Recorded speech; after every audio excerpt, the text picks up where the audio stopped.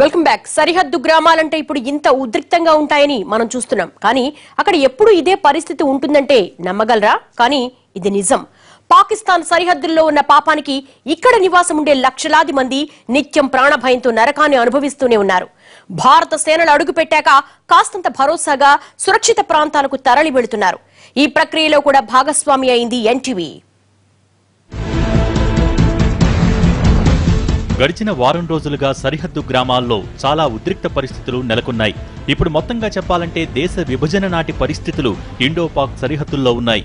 అప్పట్లో ఎలాంటి ఉద్రిక్తతల మధ్య రెండు ప్రాంతాల ప్రజలు బిక్కుబిక్కుమంటూ గడిపారో ఇప్పుడు కూడా అదే రీతిలో బిక్కుబిక్కుమంటూ గడుపుతున్నారు.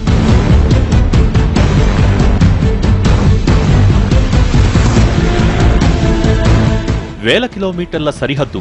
పంజాబ్లో కొన్ని ప్రాంతాల్లో పంట పొలాలే సరిహద్దులుగా ఉంటాయి. కానీ కాశ్మీర్ వంటి కీలకమైన ప్రాంతాల్లో పర్వతాలే సరిహద్దులు.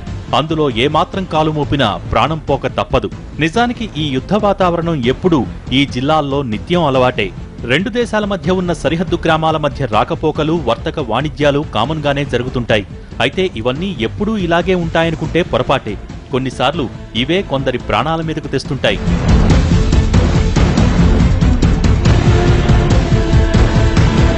సరిహద్దుల్లో రాత్రిళ్లు కంచె దాటితే ప్రాణాలపై ఆశలు వదులుకోవాల్సిందే.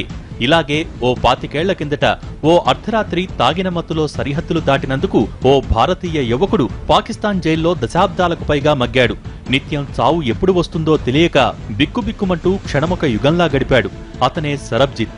పాక్ తీవ్రవాదులకు మనం ఇక్కడ శిక్షలు విధించిన ప్రతిసారి అక్కడ సరబ్జిత్ ప్రాణాలు పోతాయని వాళ్లు భయపెట్టేవాళ్లు.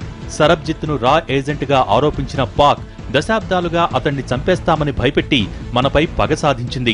ఆఖరికి 3 ఏళ్ల కిందట పాక్ ఖైదీల దాడిలో సరబ్జిత్ కన్నుమూశాడు.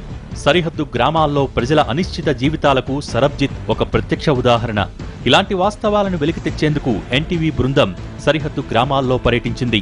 ప్రతి గ్రామంలోనూ ఏదో ఒక కథ, ప్రపంచానికి తెలియని వ్యధ బయటపడుతూనే ఉంది.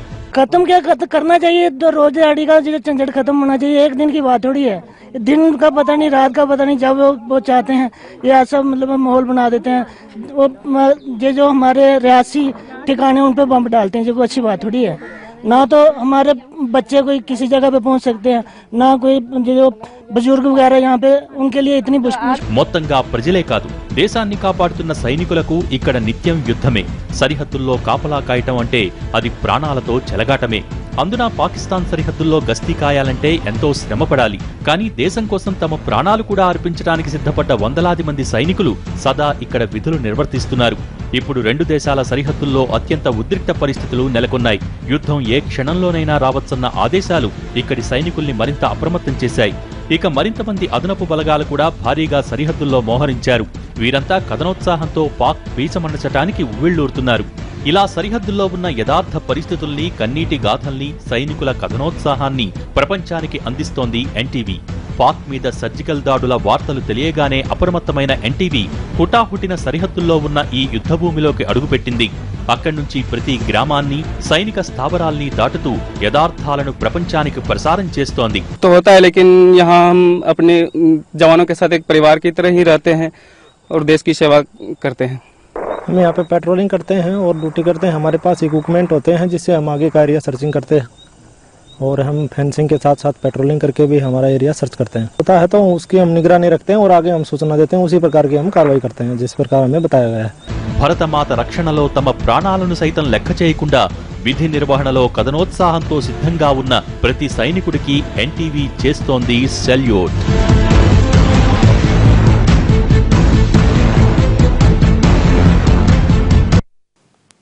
ఇది వాళ్ళ స్టోరీ బోర్డ్. మరో అంశంతో మళ్ళీ కలుద్దాం.